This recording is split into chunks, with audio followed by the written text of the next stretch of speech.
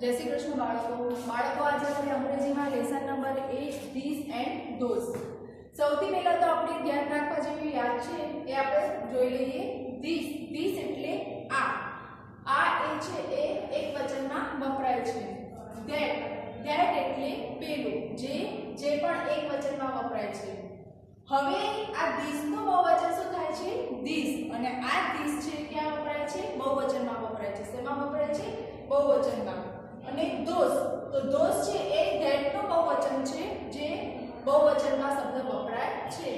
ઈજ એટલે છે અને જે ધીસ અને ધેટ ની સાથે ઈજ લખાય છે આર એટલે એ પણ છે જ કહેવાય છે અને ધીસ અને ધોઝ ની સાથે લખાય છે એટલે ધીસ નું બહુવચન ધીસ અને ધેટ નું બહુવચન ધોઝ થાય છે હવે તમને આનું ઉદાહરણ આપેલા છે જોઈ લઈએ એક સફરજન છે એટલે શું લખ્યું છે ધીસ ઇઝ એન એપલ પણ ઘણા બધા સફરજન છે એટલે ધીસ નું બહુવચન શું થાય ધીસ તો ધીસ આર એપલ્સ એવી રીતે ધેટ માં એક બોક્સ આપેલું છે એટલે ધેટ ઇઝ અ બોક્સ અને એના બહુવચનમાં ધેટ નું બહુવચન શું થશે ધોઝ તો ધોઝ આર બોક્સીસ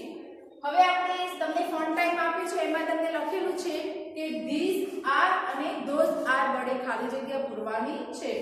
તો તમે જોઈ શકો છો પહેલું વાક્ય છે ધીસ ઇઝ એન એપલ તો એનું બહુવચન શું થશે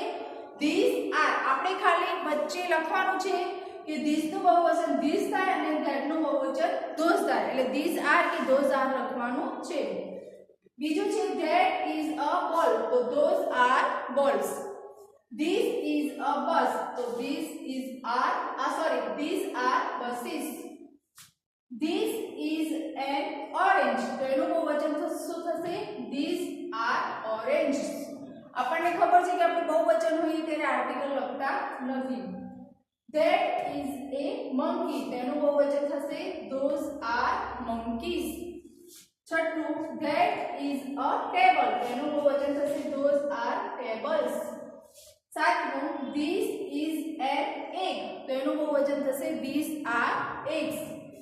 આઠમું that is a cat તો એનું બહુવચન થશે those are cats નવમું this is an owl તો એનું બહુવચન થશે these are owls અને દસમું that is an engine તો એનું બહુવચન થશે those are engines એટલે તમારે ખાસ એ યાદ રાખવાનું કે ધીસ હોય ત્યારે બહુવચન ધીસ લખવાનું અને ધેટ હોય ત્યારે બહુવચનમાં ધોઝ લખવાનું બરોબર જય શ્રી કૃષ્ણ